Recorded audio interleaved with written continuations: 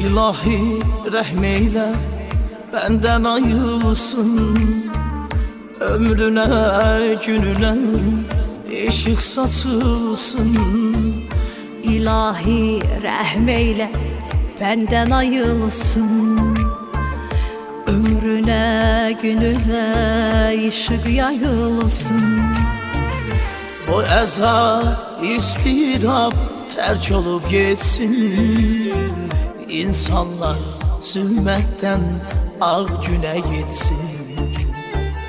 Bu ezab izdirab mahvolup geçsin, İnsanlar zulmetten ağ güne yetsin.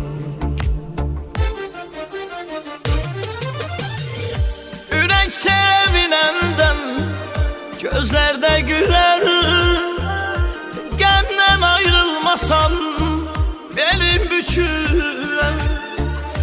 Eğlen eğildi, çare yok indi, yeniden Bismillah, Allah kerimdir. Ürek sevinende gözlerde güler, Gamden ayrılmasan qətti büküler.